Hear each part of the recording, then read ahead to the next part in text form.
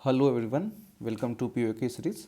तो आज हम लोग डिस्कस करने जा रहे हैं 2023 का पीओक्यूज़ और हम लोगों ने कंप्लीट कर लिया है 2025 का और 2024 का। तो we will start today, this is the part 1 of 2023 और ऐसे हम लोगों का ये हो जाएगा डे 11।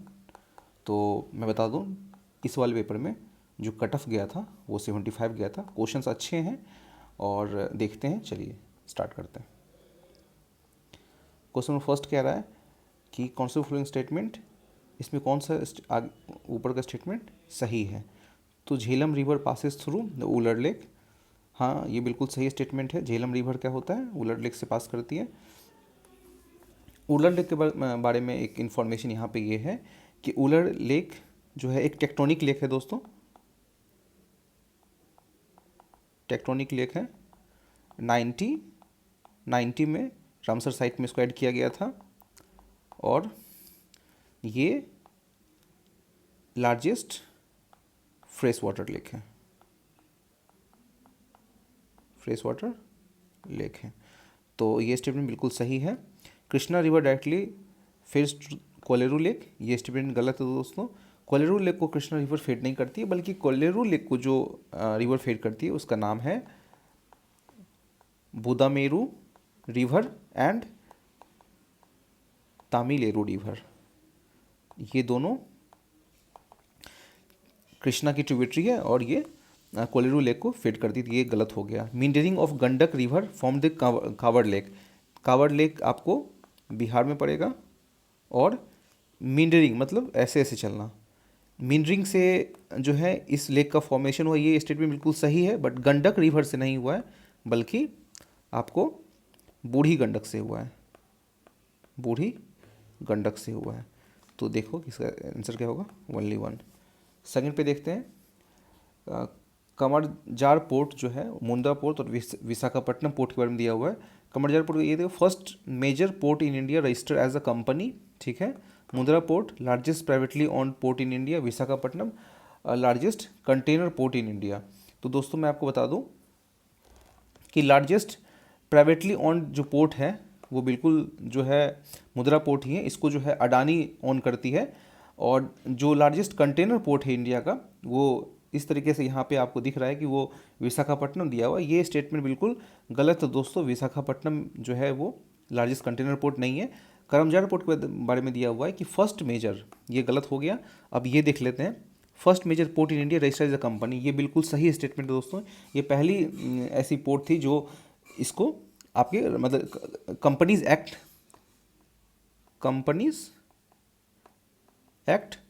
1956 के अंदर इसको जो है लाया गया था। तो क्या होगा इसका आंसर, ओनली 2। 8 नंबर, डेसीडियस की ट्री की बात हो रही है यहाँ पे। तो पता है आपको, ये एनसीईआरटी में भी दिया हुआ है, आपको याद होगा। टीक, साल, शीशम, हुर्रा, इस टाइप की जो है आपको पेड़, वहीं से आप देख सकते हो। टीक एक पेड़ मिल गया। फिर महुआ, महुआ भी डेसीडियस होता है। जैक फ्रूट दोस्तों, जैक फ्रूट ये ट्रॉपिकल एवरग्रीन है। तो इसका आंसर क्या होगा, 3 का बी, ठीक है। 4 पे चलते हैं। India has more arable area than China, ये स्टेटमेंट बिल्कुल सही है। चाइना से ज़्यादा इंडिया के पास एग्रीकल्चर की लैंड है। बट आपको ये एक बात ध्यान रखना है कि प्रोडक्टिविटी चाइना का बहुत ज़्यादा है, प्रोडक्टिविटी चाइना का लगभग 4 to 5 टाइम्स ज़्यादा है इंडिया से। तो ये तो स्टेटमेंट बिल्कुल सही है। The proportion of irrigated area is more in India as compare to the China, बिल्कुल जो प्रोपोर्शन है वो अप्रॉक्सीमेटली 51% के आसपास है और 44% के आसपास चाइना का है। प्रोपोर्शन मतलब कि टोटल एरिया के हिसाब से अब कितना एरिया को इरिगेशन में इन्वॉल्व किए हुए हैं। तो इसका 51 इंडिया का, 44 है चाइना का। तो proportion of irrigated area more in India, तो ये बिल्कुल सही है। Average productivity per hectare Indian agriculture is higher than the China, नहीं, प्रोडक्टिविटी बहुत ज़्यादा है, बहुत 4 to 5% ज़्यादा है। क्योंकि आपको पता है कि 60 to 70% mechanisation of agriculture China में हो चुका है। और जहाँ की इंडिया का बात करें तो इंडिया इज़ लेस देन 20। तो ये स्टेटमेंट आपका गलत हो गया। तो आंसर क्या होगा, 4 का बी होगा। 5 पे चलते हैं दोस्तों। Which of the following is the best example repeated falls in the sea level going rise to the present day extensive marshland. Okay, तो इसका आंसर रन ऑफ कच्छ है दोस्तों। हाँ, ये क्वेश्चन थोड़ा टफ भी है, आप इसको स्किप भी कर सकते हो, दैट्स द रीज़न इसका कट ऑफ इतना कम गया था। बहुत अच्छे अच्छे क्वेश्चन है इसमें, बहुत ही रैंडम क्वेश्चन बहुत पूछा है इस पेपर में, आगे भी चल के मैं आपको बताऊँगा, दिखाऊंगा। तो इसका आंसर क्या होगा, रन ऑफ कच्छ होगा। एक्सटेंसिव मार्शलैंड है ना वहाँ पे, और आप कंफ्यूज कर जाओगे कि हाँ भीतरकनिका भी हो सकता है। आप यहाँ पे मरकनम साल्ट पैंस दिया हुआ है, जो कि बहुत लोगों ने इसको लगाया था, क्योंकि ये बहुत ही अजीब नाम है। अक्सर यूपीएससी से क्वेश्चन पूछते रहती है, 4 ऑप्शन दे करके एक अजीब नाम दे देगी, तो ये अक्सर वो ऑप्शन सही होता है। बट यहाँ पे बता दूँ, यहाँ पे आंसर होगा रन ऑफ कच्छ होगा। सी लेवल के जो डिक्लाइन के बाद ना, जो मार्शलैंड जो काफ़ी सबसे ज़्यादा बना है ना, वो आपको रन ऑफ कच्छ के एरिया में बना है, तो ये होगा। 6 क्या होगा, ilmenite and rutile. Ilmenite and rutile ये किसका ओर है, यहाँ पे लिखा हुआ है abundantly available in a certain coastal tract of India are rich source of which of the following. अब किसका रिच सोर्स है, तो आप देख लो, इसका आंसर क्या होगा, टाइटेनियम। ठीक है दोस्तों, इल्मेनाइट एंड रूटाइल, आपने एल्युमिनियम पढ़ा होगा, कॉपर पढ़ा होगा, आयरन पढ़ा होगा, तो इसका क्या होता है, बॉक्साइट होता है, कोरुंडम होता है, हेमाटाइट इसका होता है, कॉपर पैराइट इसका होता है, तो इसका क्या होगा आंसर, टाइटेनियम। आप ऑप्शन रिजेक्ट भी कर सकते हो। 7 में आते हैं, about 3/4 of the world cobalt metal required for the manufacturing of batteries of the electric motor vehicle is produce by, किसके द्वारा, अर्जेंटीना, किस हाईएस्ट प्रोड्यूसर क्या है, लिथियम। ठीक है, Botswana famous for diamond, Kazakhstan uranium, and DRC आता है, तो आंसर क्या होगा, डीआरसी। डीआरसी जो है ये 75% ऑफ द वर्ल्ड पॉपुलेशन ये कोबाल्ट में हो रहा है। चलिए, तो 7 का क्या होगा, सी होगा। आगे चलते हैं, 8 में चलते हैं। विच of the following is the part of the Congo basin. Congo basin का कौन सा पार्ट होगा दोस्तों, इसमें इसका जो आंसर होगा वो होगा कैमरून। बहुत ही ऐसा देखा जाए ना, ये काफ़ी टफ क्वेश्चन हो जाता है। आप रिजेक्ट कर सकते हो, जैसे कि नाइजीरिया तक आप रिजेक्ट कर सकते हो, लेकिन आप साउथ सूडान युगांडा में कंफ्यूज कर जाओगे। तो ये अगर मैं थोड़ा मैप बना दिया जाए ना इसका, अफ्रीका का, तो कैमरून बेसून अप्रॉक्सीमेटली इस क्षेत्र को कहते हैं। ये जो है, सॉरी, कोंगो बेसिन, ये जो है ये वाला एरिया आपको कोंगो बेसिन का एरिया पड़ता है। तो इसका क्या होगा आंसर, कैमरून होगा। ये काफ़ी कंफ्यूजिंग क्वेश्चन कह सकते हो, काफ़ी टफ क्वेश्चन कह सकते हो, ऑप्शन गलत होने का बहुत ज़्यादा चांस रहता है। 9 पे आते हैं, Amarkantak hills are at the confluence of Vindhyas and Sahyadri range. नहीं दोस्तों, साइदरी रेंज और विंध्या रेंज, अमरकंटक ये गलत हो जाएगा ना, क्योंकि आप देख लो ना कि इंडिया का ये मान लो मैप बनाया, तो अमरकंटक कहीं इधर है, और ये विंध्यास तुम इधर और सतपुड़ा नीचे, तो इसका क्या होगा, अमरकंटक का क्या होगा, ये सतपुड़ा का पार्ट है, तो ये गलत हो गया। Biligirirangan hills constituted the eastern most part of Satpura range. Satpura के ईस्टर्न मोस्ट पार्ट को ये कहते हैं, बिल्कुल ये गलत है। बिलीरंजन हिल्स जो है ये आपको पड़ेगा ईस्टर्न घाट में, तो ये गलत हो गया। थर्ड है Seshachalam hills constitute the southern most part of western Ghat. नहीं, सीसाचलम हिल्स पड़ता है आंध्र प्रदेश में, और southern most part of the western Ghat है ना। आप चलो इधर देखते हैं, तो यहाँ पे ना आपको नीलगिरी, अनामलाई और कार्डमम, ये 3 पड़ेगा, वो नीलगिरी, अनामलाई और कार्डमम, तो ये भी स्टेटमेंट गलत हो गया। तो इसका जो स्टेटमेंट होगा दोस्तों, 9 का जो आंसर होगा, वो 9 का आंसर हो जाएगा आपका नन ऑफ द अबव होना चाहिए। इसका आंसर क्या होगा, नन ऑफ द अबव।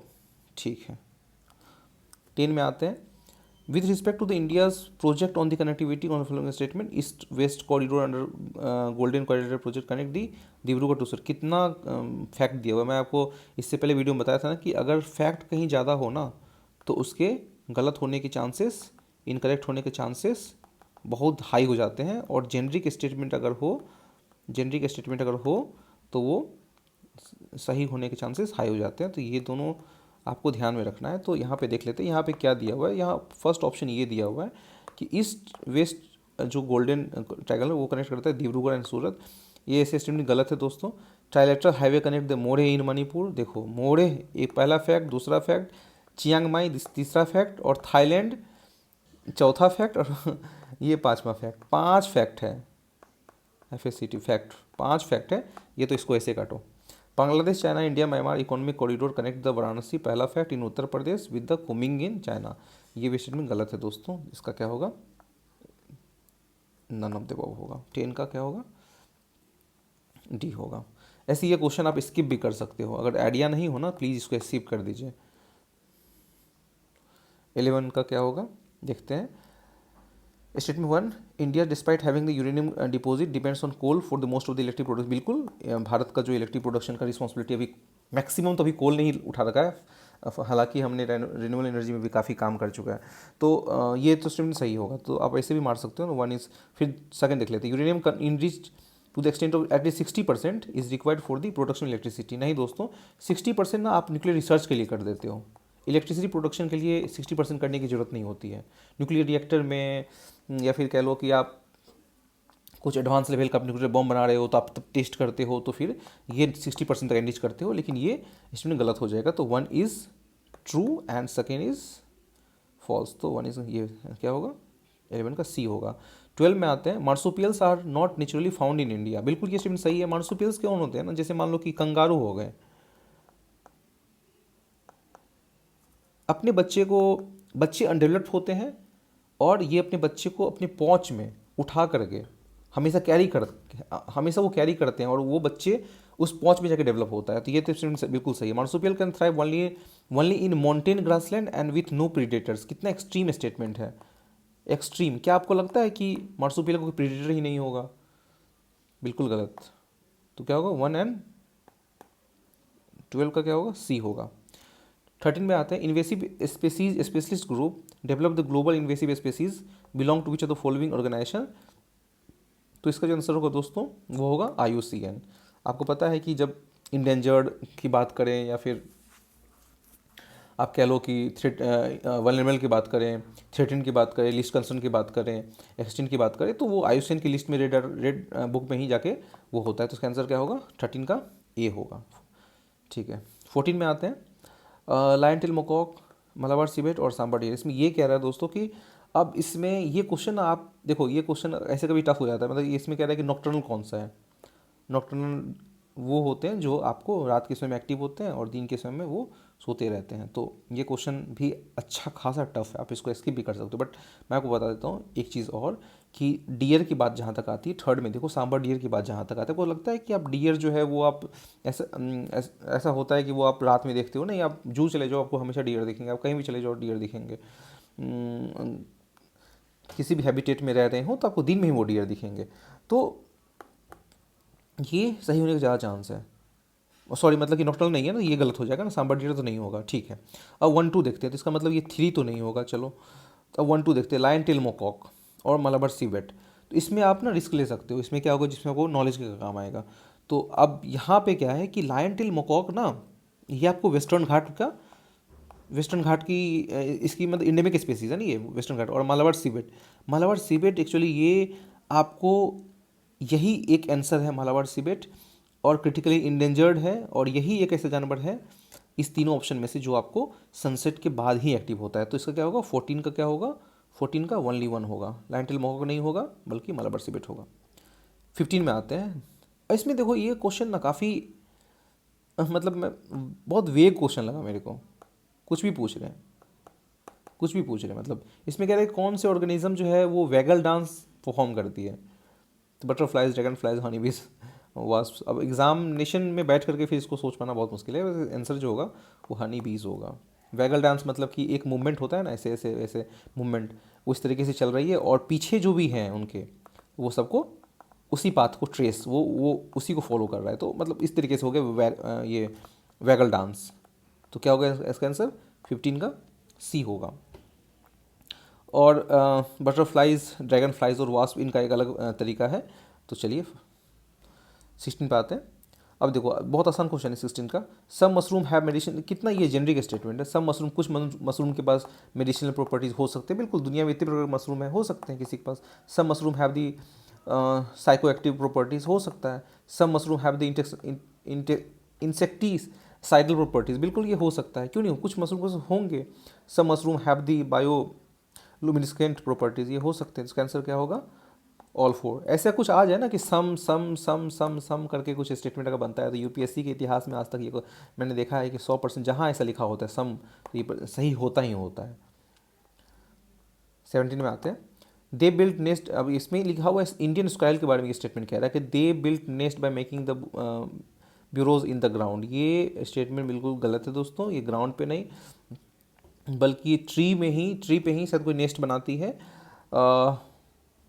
इसका शायद यही है, ट्री पे ही ये नेस्ट बनाती है, लेकिन ये ग्राउंड पे जाके ये ऐसा काम इसका जो है वो नहीं है, ग्राउंड पे जाके ये काम नहीं करती है। ठीक है, आगे देखते हैं। They store their food materials like the nuts and seed on the ground. ये बिल्कुल स्टेटमेंट जो है आपको सही है। ये नट्स एंड सीड ही आप देख लो ना स्क्वायरल्स को खाते हुए, दे आर ओमनीवोरस। हाँ, मतलब वो ओमनीवोरस भी है, तो ये स्टेटमेंट बिल्कुल सही होगा।